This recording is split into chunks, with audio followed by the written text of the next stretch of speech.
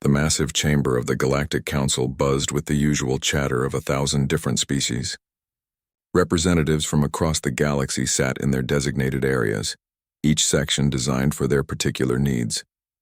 The aquatic Merhai floated in their water-filled enclosures, while the crystalline Shardvar reflected light in beautiful patterns from their mineral platforms. Above them all, the ancient council chamber's dome showed the swirling colors of hyperspace, a reminder of the vast distances that brought them all together. Admiral Vextar of the Zephyrian Empire strode through the main entrance with the confidence of a conqueror. His scaled hide gleamed under the chamber's lights, and his forearms moved in the ritual gestures of triumph. Behind him marched a full honor guard, their weapons ceremonially displayed but still intimidating. The Zephyrians were known throughout the galaxy as one of the most powerful military forces, and they never missed a chance to remind everyone of this fact. The council speaker, a tall, thin being called Mordun from the diplomatic Veltar species, raised one of his 6 hands for silence. His voice carried across the chamber through the translation systems that made these gatherings possible. The council recognizes Admiral Vextar of the Zephyrian Empire.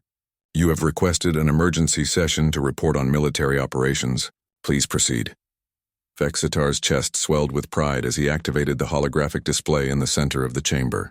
A 3-dimensional map appeared, showing a small spiral arm of the galaxy with several star systems highlighted in Zephyrian blue.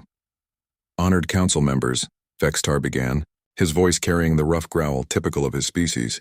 I come before you today to report the successful completion of Operation Swiftclaw.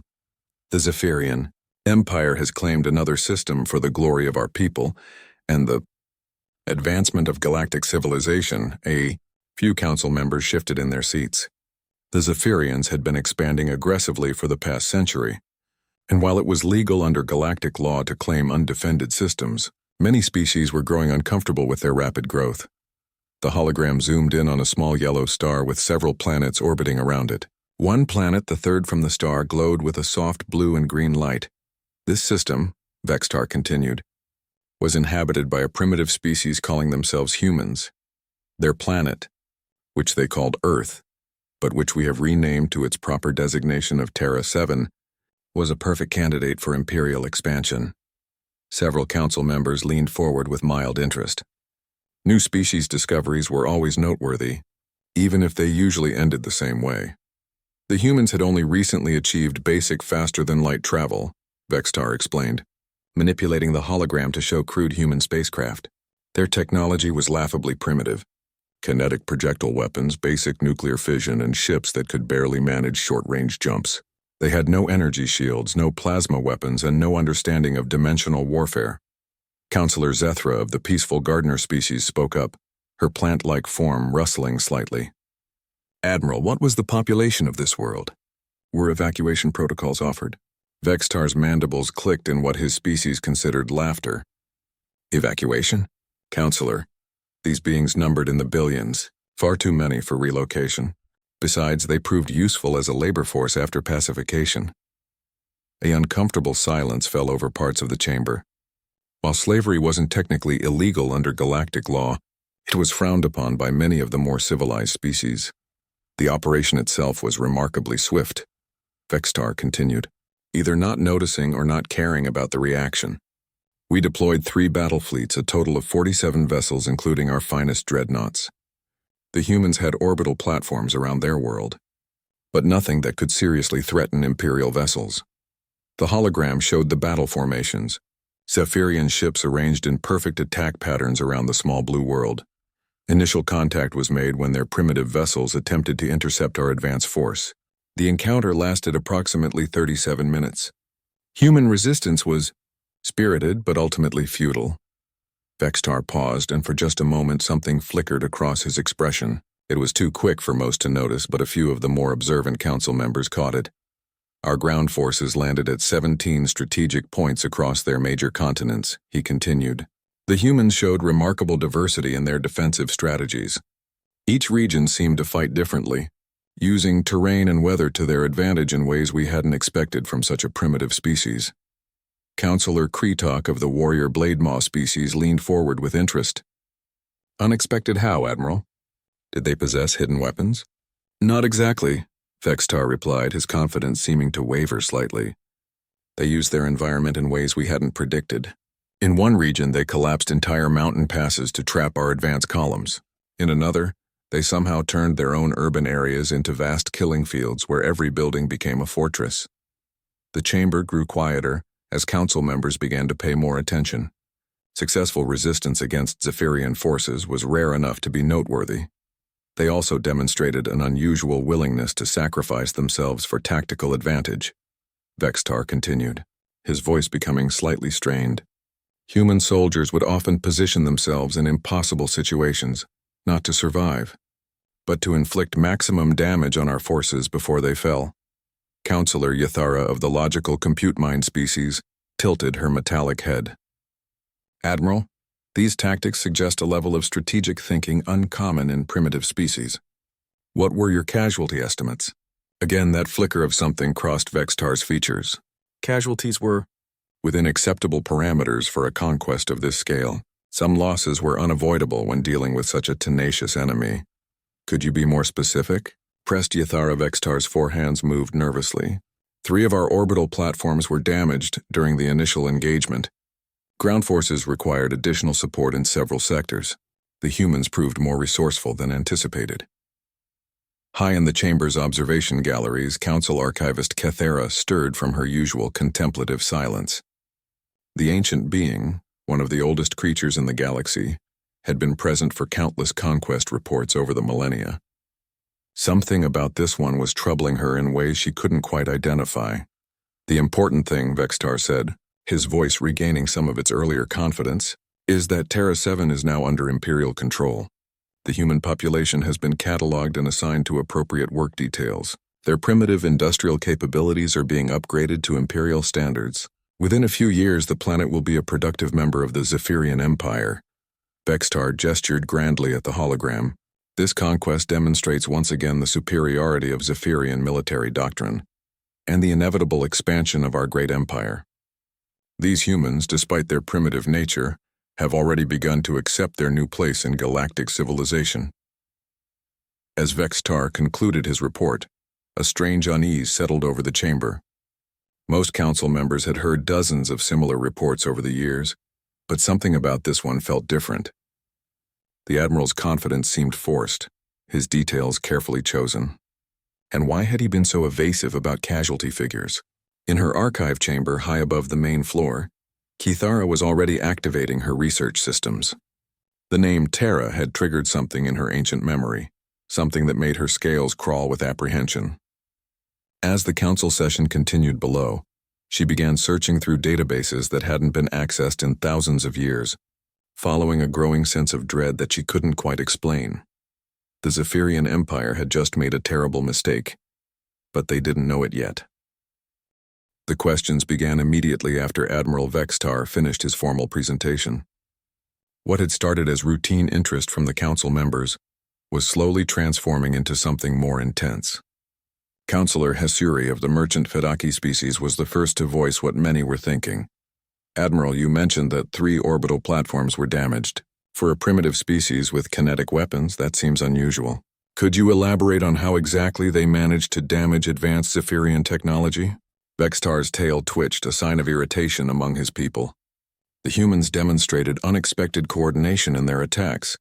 They seemed to understand our ship designs better than anticipated, and focused their fire on what they somehow identified as critical systems. Somehow identified? Pressed Counselor Yathara. Admiral, are you suggesting that a species that had never encountered alien technology before was able to perform tactical analysis on your vessels during combat? They got lucky, Vextar snapped, then caught himself and forced his voice back to a more diplomatic tone. What I mean is they showed remarkable intuition for warfare. It's not uncommon for warrior species to have natural tactical instincts. But Counselor Kretok wasn't satisfied. As a member of a warrior species himself, he understood combat in ways that many council members did not. Admiral, you keep using words like unexpected and remarkable. In my experience, primitives who encounter superior technology usually break and run after the first demonstration of power. You're describing coordinated resistance. How long did the ground campaign last? The chamber fell completely silent. Every species represented had their own history of first contact with superior civilizations, and most of those stories ended within hours or days. Vextar's confidence finally cracked entirely. The ground campaign required more time than initially projected, approximately 8 weeks for complete pacification. The silence that followed was deafening. 8 weeks. The Zephyrian Empire, which had conquered dozens of worlds, sometimes taking entire planets in a matter of hours, had needed 8 weeks to subdue a single primitive world. 8 weeks? Counselor Zethra's plant-like form rustled with shock. Admiral, the Zephyrian Empire conquered the Hivetar homeworld in 3 days, and they had energy weapons and orbital defenses. The humans were unusually adaptable, Vextar admitted reluctantly. Every time we developed a successful strategy, they would change their tactics. When we learned to counter their ambush techniques, they switched to different forms of warfare. When we adapted to their urban combat methods, they retreated to wilderness areas we didn't know existed and began an entirely new type of resistance. High in her archive chamber, Cathara was frantically searching through databases that most beings had forgotten existed. The word Terra kept echoing in her mind, connected to memories that stretched back tens of thousands of years. Her ancient fingers moved across holographic interfaces, diving deeper into records that carried the highest security classifications. Admiral, came a new voice from the chamber floor. Counselor Drakmore of the Academic Archive Seekers had been quietly taking notes throughout the presentation. You mentioned that the humans numbered in the billions. For a species of that size to maintain coordinated resistance for 8 weeks suggests a level of organization that most primitive species simply don't possess. Did they have a unified command structure? No, Vextar replied, and for the first time his voice carried a note of something that might have been fear. That was perhaps the most disturbing aspect of their resistance. They had no unified command. Multiple governments, different languages, various cultures that had been in conflict with each other for centuries. By all logical analysis, they should have fractured under pressure. But they didn't, Yathara observed. No. Instead, they did something we've never encountered before. They stopped fighting each other and started fighting us. All of them. Everywhere. It was as if the entire species had suddenly decided that their differences were less important than removing us from their world. Counselor Tesvara of the colony-building spreadwing species spoke up. Admiral, that level of species-wide coordination is almost impossible without advanced communication networks or shared command structures. How are they managing it? We don't know, Vextar admitted. Our intelligence teams couldn't determine how they were coordinating across continents. They seemed to instinctively know when and where to strike for maximum effect. Small groups would appear out of nowhere, hit our supply lines, and disappear before we could respond. Larger forces would coordinate massive attacks across multiple fronts simultaneously, somehow timing everything perfectly, despite having no apparent way to communicate across such distances. The Admiral's admission sent ripples of unease through the chamber. The idea of an entire species spontaneously organizing against a superior force was something that challenged every assumption about how conquests worked. There's something else, Vextar continued reluctantly. The humans seemed to learn from every encounter. Tactics that worked against them once rarely worked again. Weapons that proved effective would suddenly become useless as they developed countermeasures with impossible speed. How impossible? Kretok demanded. We deployed sonic disruptors that should have been completely alien to their technology. Within days, they were wearing primitive but effective protection against them.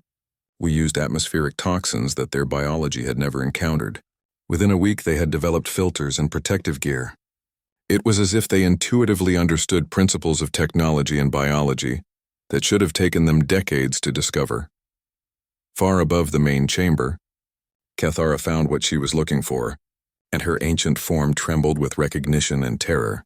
In the deepest archives, protected by security protocols that hadn't been activated in 50,000 years, was a single file marked with warnings in languages that most of the galaxy had forgotten. The file was labeled simply, Terra, Quarantine World, Do Not Approach. As she opened the file, the first line made her blood freeze. Warning.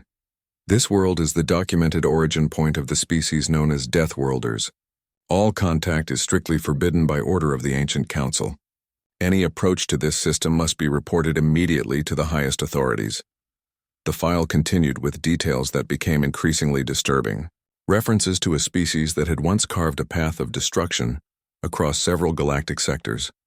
Beings who treated warfare as an art form and seemed to thrive in conditions that would kill most other life forms.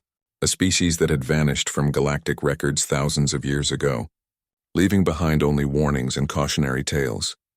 And now the Zephyrians had awakened them. Back in the main chamber, Admiral Vextar was struggling to maintain his composure as the questions continued. Each answer revealed more disturbing details about the human resistance. How they had somehow salvaged Zephyrian weapons and reverse-engineered them. How their casualties seemed to make them fight harder rather than breaking their will.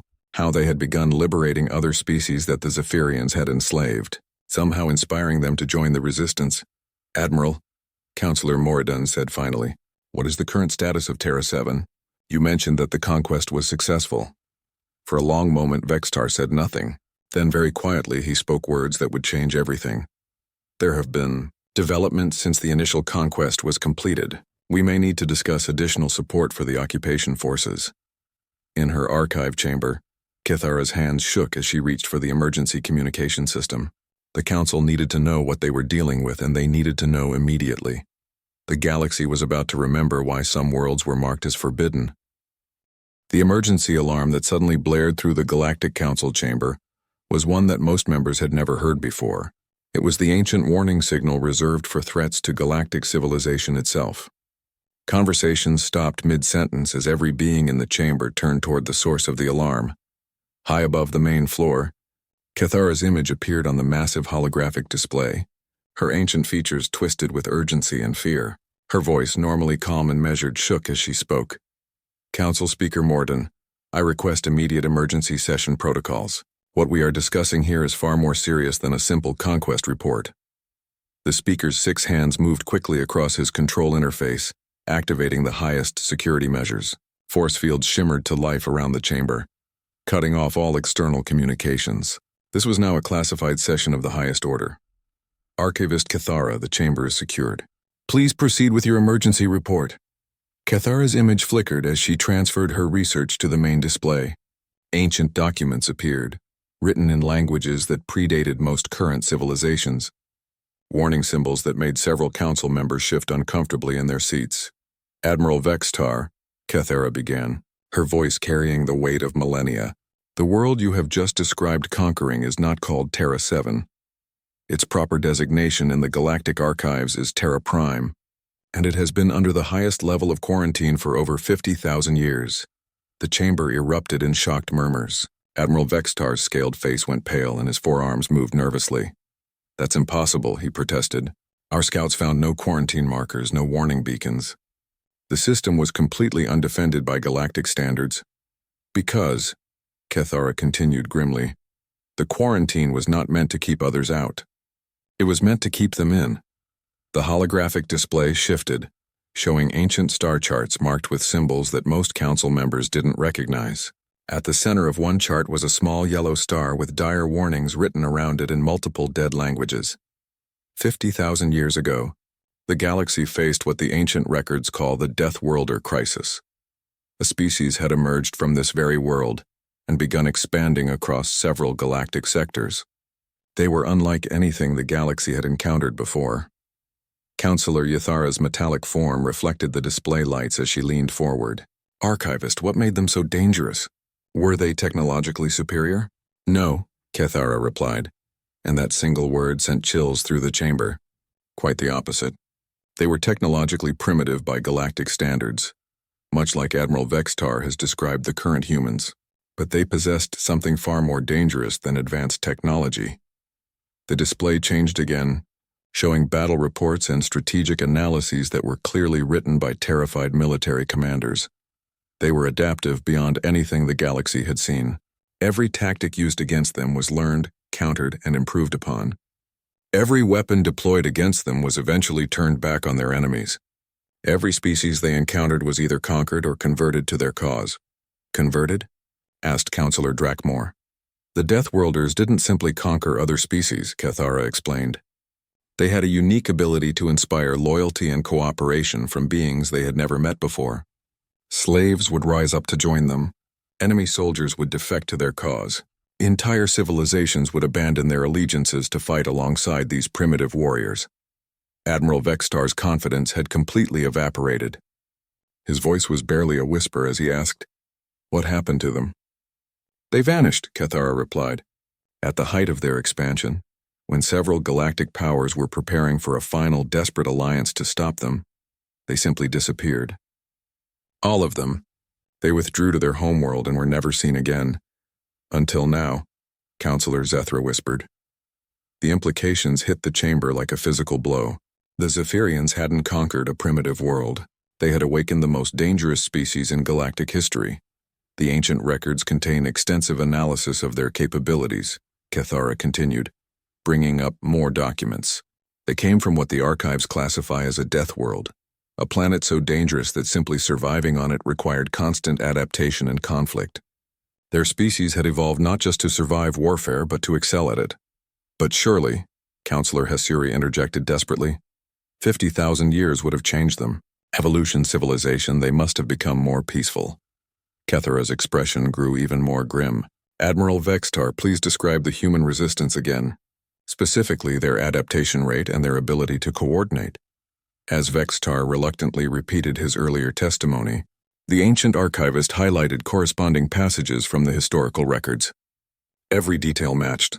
The impossible learning speed, the species-wide coordination without apparent communication, the ability to inspire other species to join their cause. "It's exactly the same," Cathara concluded. 50,000 years of isolation haven't changed them at all.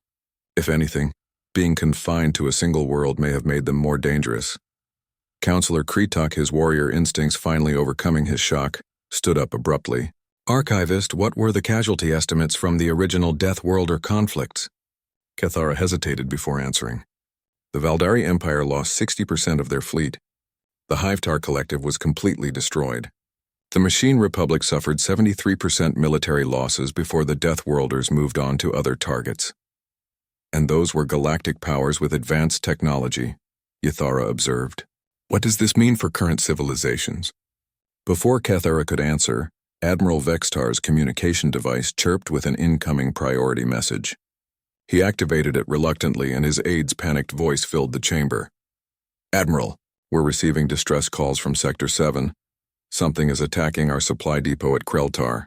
The attacking ships, Admiral, they match the configuration of the primitive human vessels, but they're moving at impossible speeds." The chamber fell silent as the implications sank in. The humans hadn't been defeated. They had been learning. "There's more, sir," the aide continued. "We're getting reports from across our border territories. Human ships are appearing everywhere, but that's not the worst part. The species we've enslaved on those worlds, they're rising up. All of them. At the same time." Vexitar's hands shook as he closed the communication. When he looked up at the council, his expression was that of a being who had just realized he had made a terrible mistake. "It's starting again," Cathara said quietly. "The Death Worlders are awakening and they're doing exactly what they did 50,000 years ago. They're not just fighting back. They're liberating everyone they encounter." Counselor Morden's voice carried a tremor as he asked the question that everyone was thinking. "Archivist, how were they stopped before?" Cathara's ancient form seemed to shrink as she delivered the answer that would change everything. "They weren't stopped. They chose to stop. And we never learned why." In the stunned silence that followed, the galaxy began to understand that they were facing an enemy that had never actually been defeated. The Death Worlders had simply decided to go home. And now, thanks to the Zephyrian Empire, they had a reason to leave again. The age of human expansion was about to begin, and this time they had 50,000 years of pent-up energy to unleash upon the galaxy. The reports began flooding in within hours of the council session's conclusion. Admiral Vextar stood in the Zephyrian High Command Center, watching display after display light up with distress signals from across the Empire. What had taken centuries to build was crumbling before his eyes in a matter of days. Admiral, his chief intelligence officer, Commander Zarnek, approached with yet another data pad full of bad news. "The situation is deteriorating faster than we can track. Human ships have been sighted in 17 different systems simultaneously." "That's impossible," Vextar growled. "They don't have enough ships for that kind of deployment." "Sir, that's what we thought too. But according to our analysis, they're not using the same ships. Each group appears to be using different vessel configurations, almost as if they're building new ships as they go.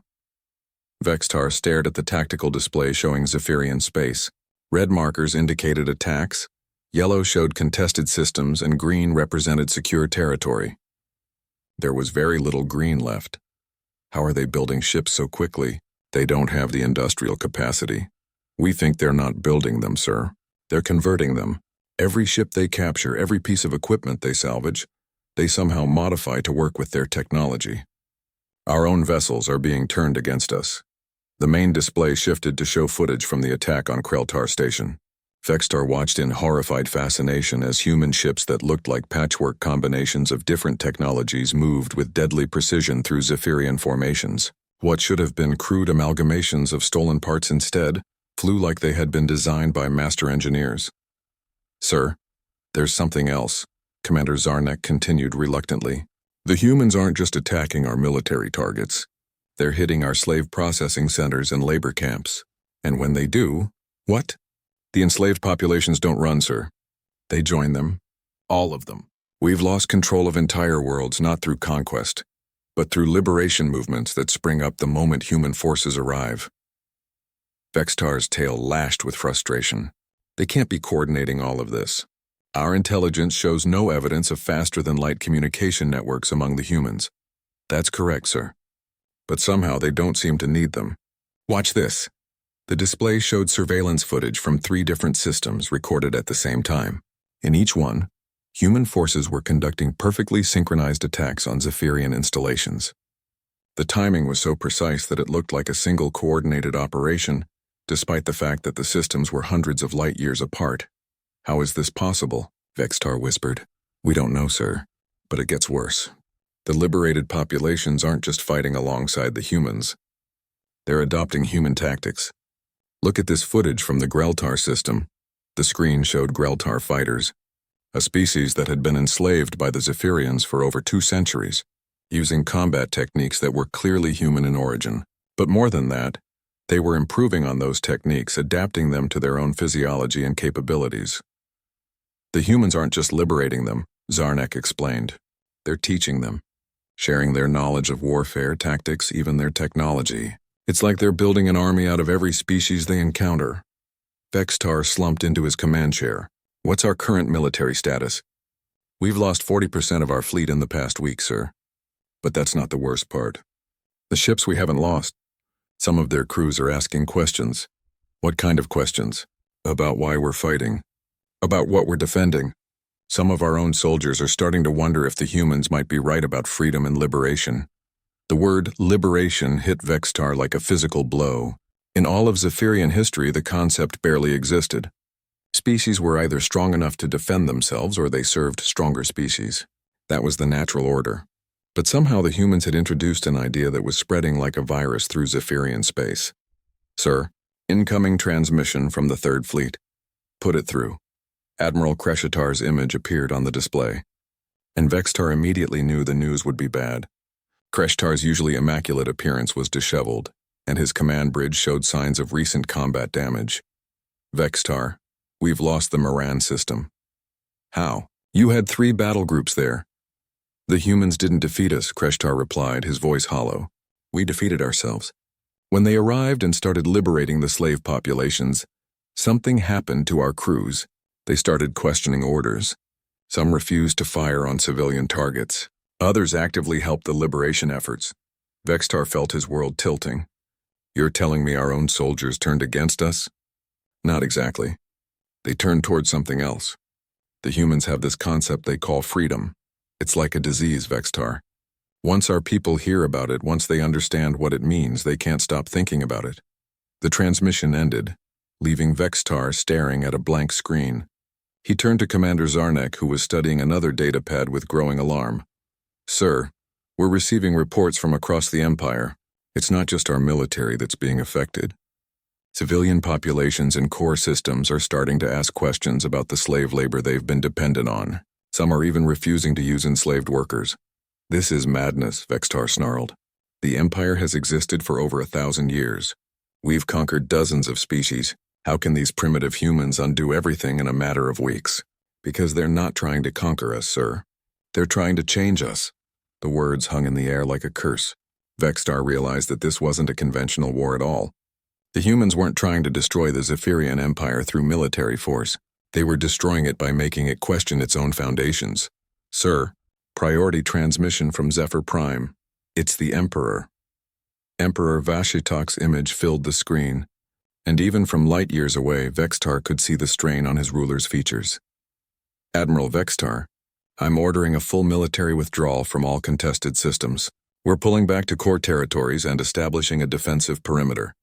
Your Majesty, with respect, that will abandon millions of our citizens and countless valuable worlds. Admiral, do you have any idea what's happening here on the homeworld?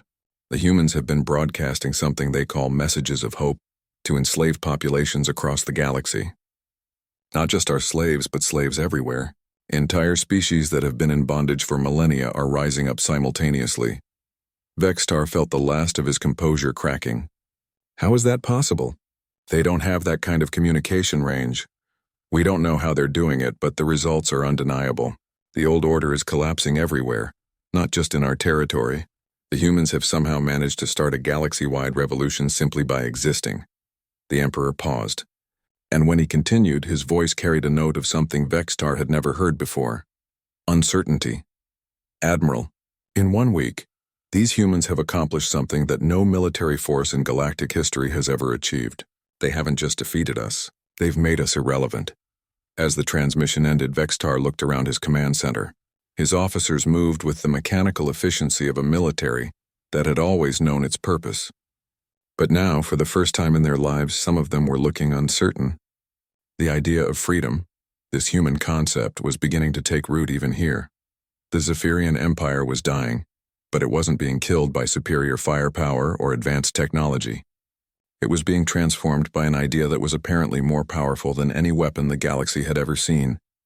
And somewhere out there, in the darkness of space, human ships continued their impossible mission, spreading that idea to every corner of the galaxy, one liberated world at a time. 6 months after Admiral Vexitar's conquest report, the Galactic Council chamber looked very different. Where once representatives had sat in rigid hierarchical arrangements based on military power and economic influence, now the seating reflected a new reality. Species that had been enslaved for millennia sat as equals beside their former masters. The change was so dramatic that many longtime council members barely recognized the institution they had served for centuries. At the center of it all stood Ambassador Sarah Chen, representing not just humanity but something entirely new in galactic politics, the Terran Liberation Alliance. She was a small woman by galactic standards, barely reaching the chest height of most council members, but her presence filled the chamber in a way that had nothing to do with physical size. Honored Council, Sarah began, her voice carried by the translation systems to every being present.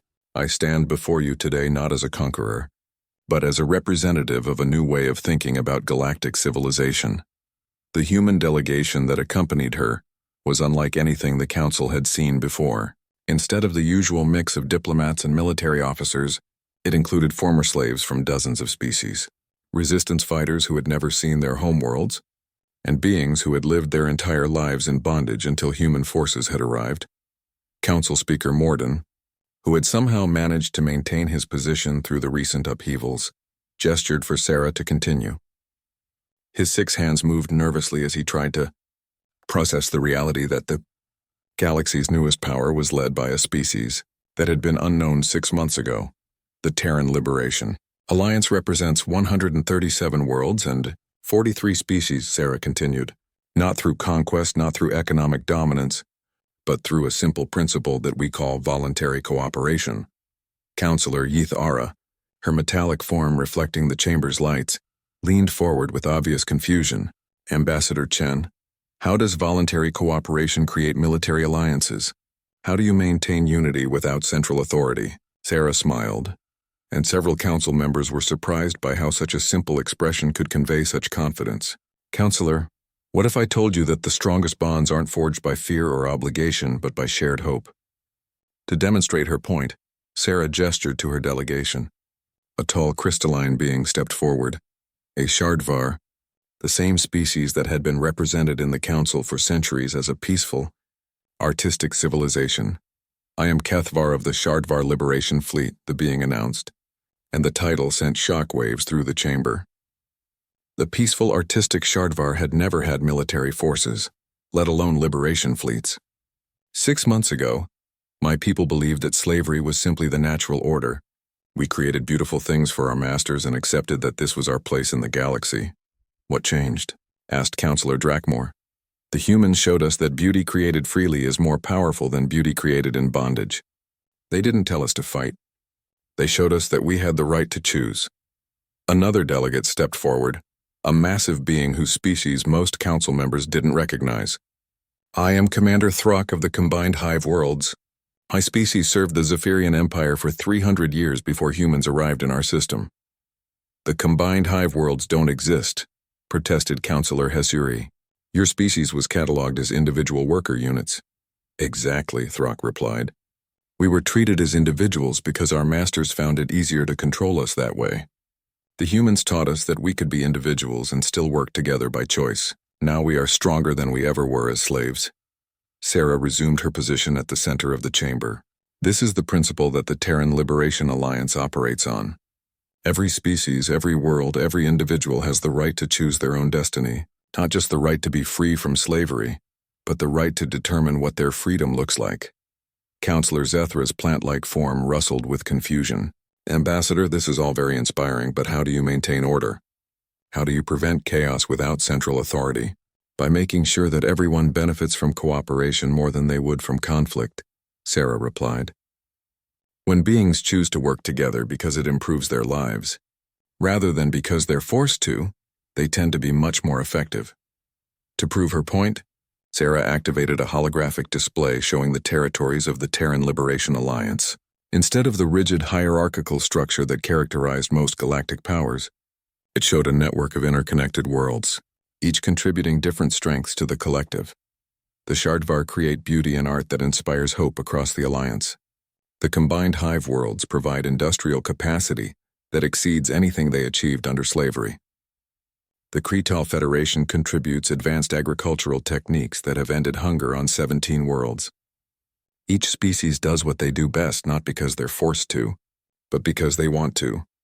Former Admiral Vextar, now stripped of his rank and sitting in the observer section reserved for war criminals awaiting trial, listened with growing amazement. The humans had taken the most effective aspects of each species they had liberated and combined them into something more powerful than any empire in galactic history. "But how do you handle conflicts?" demanded Counselor Kretok. "When species disagree, when interests conflict, how do you resolve disputes without military force?" Sarah's expression grew slightly more serious. "We talk, we negotiate. We find solutions that work for everyone. And when that fails..." She paused, and for a moment the chamber was reminded that these peaceful-seeming humans had dismantled the Zephyrian Empire in a matter of weeks. "We defend ourselves and those who cannot defend themselves." The threat was subtle but unmistakable. The Terran Liberation Alliance might prefer cooperation, but they had already proven they were extraordinarily capable of warfare when necessary. "Ambassador," Counselor Morden said carefully, "what does the Alliance want from the Galactic Council?" "Partnership," Sarah replied immediately. "We're not here to replace the Council or to impose our values on species that prefer different arrangements. We're here to offer an alternative to those who want it and to ensure that the choice remains available." "And if species choose to maintain traditional hierarchies?" asked Yathara. "That's their choice," Sarah said simply. "As long as those hierarchies are truly chosen by free beings rather than imposed through force or maintained through enslavement." The implications of her words rippled through the chamber.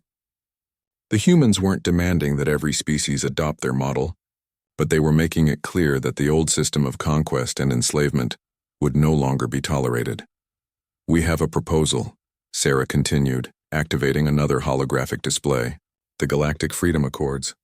A set of principles that would establish basic rights for all sapient beings while allowing each species to organize themselves as they choose." The document that appeared was unlike anything in galactic legal history. Instead of the complex hierarchies and power structures that characterized most interstellar treaties, it was remarkably simple. The right to be free from enslavement. The right to choose one's own destiny, the right to voluntary association, the right to defend oneself and others from oppression. These accords would create a framework for peaceful coexistence between different forms of government and social organization, Sarah explained. Species that prefer strong central authority could maintain it, as long as their citizens genuinely choose that system. Trading empires could continue to operate as long as they're based on voluntary exchange rather than forced labor. Counselor Hesuri studied the document carefully. Ambassador, what would happen to species that refuse to sign these accords? Sarah's smile returned, but this time it carried an edge that reminded everyone present of humanity's recent military achievements. Nothing, as long as they don't interfere with the rights of beings who choose differently. But any attempt to reimpose the old system of widespread slavery and conquest would meet with resistance. The chamber fell silent as the full scope of what was being proposed sank in. The humans weren't just offering an alternative to the existing galactic order. They were fundamentally changing the rules by which galactic civilization operated. We understand that this is a significant change, Sarah concluded. We're not asking for an immediate decision. Take time to consider what we're offering. Consult with your people, and remember that whatever you choose, the choice is yours to make. As the human delegation prepared to leave, Sarah turned back to address the chamber one final time. 6 months ago, your council heard a report about the conquest of a primitive world. Today, that world and its allies stand ready to defend the freedom of every sapient being in the galaxy, not because we have to, but because we choose to. The message was clear. The age of conquest was over. The age of choice had begun, and for the first time in galactic history, freedom wasn't just a concept for the powerful. It was a right that beings everywhere could claim for themselves. The galaxy would never be the same.